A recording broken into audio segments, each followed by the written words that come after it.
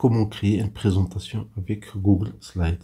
Bonjour mes amis, bonjour tout le monde. Dans la vidéo aujourd'hui, nous allons voir comment créer avec Google Drive ou bien Google Slide une présentation pratique et rapide. Donc, première des choses, nous serons à drive.com, google.com, puis on clique sur Nouveau. Et ici, dans la liste, on choisit Google Slide. Et voilà, nous avons ici Google Slide. On clique sur F1 pour avoir plein écran. On ferme le thème. Et là, et voilà, il suffit de saisir le texte. On prend ici par exemple bonjour et bienvenue. Immédiatement, il est affiché, il est saisi et l'enregistrement il est automatique. Vous pouvez ajouter un sous-titre en bas si besoin est. Il suffit de cliquer et ajouter un sous-texte. Vous pouvez changer le zoom parce que c'est une page web. Et pour avoir une autre copie, il suffit de cliquer sur dupliquer le diaporama. Et bien sûr, vous avez une autre copie, il suffit de sélectionner le texte et le saisir. Saisir le nouveau texte, diaporama. Un astuce, si vous avez déjà un texte saisi, il suffit de copier ou coller. Et si besoin est, vous pouvez changer le format des textes.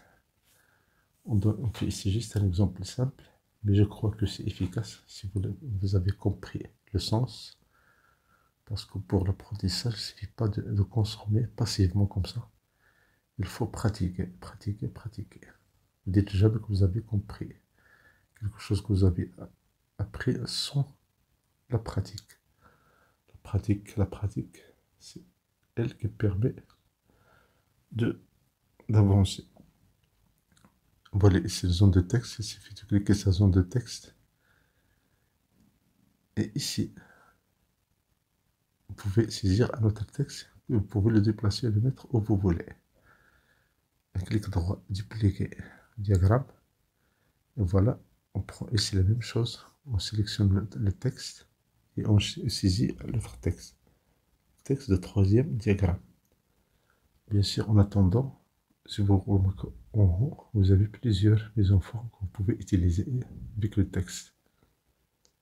Vous avez des graphes, vous avez des couleurs, vous avez plusieurs choses intéressantes. Et vous pouvez déplacer, vous pouvez changer la taille par exemple, et la couleur.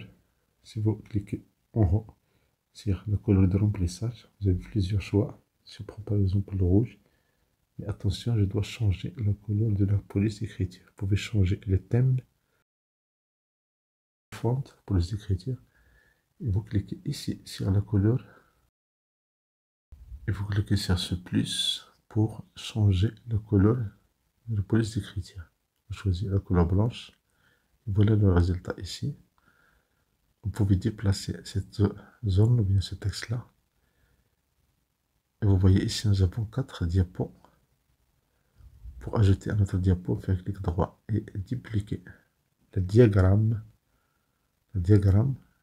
Et vous pouvez changer le texte. C'est la même méthode.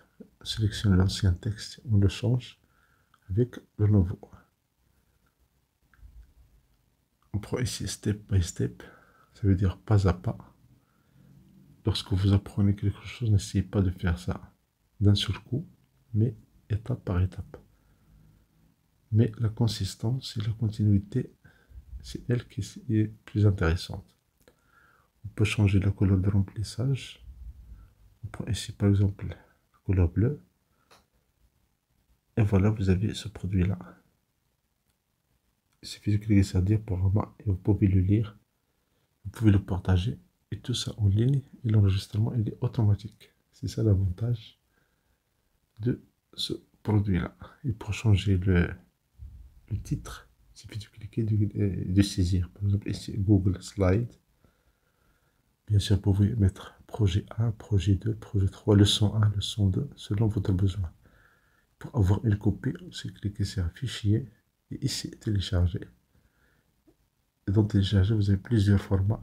On peut avoir par exemple Microsoft PowerPoint, enregistrer, on clique sur ce bouton-là, Show in Folder, on lance et voilà notre produit final. Vous pouvez cliquer sur Activer la modification et vous cliquez sur ce bouton en bas pour faire la lecture des diapos.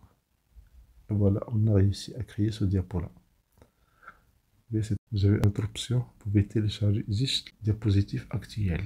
Fichier, vous avez téléchargé diapositive actuelle sous forme d'image. Si vous le lancez, voilà, vous pouvez l'utiliser par exemple pour votre montage ou bien pour toute fin utile.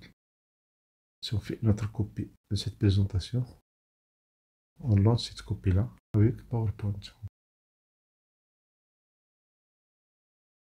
Merci pour votre temps, merci de vous abonner à cette chaîne, merci de cette publication pour recevoir des vidéos utiles et agréables.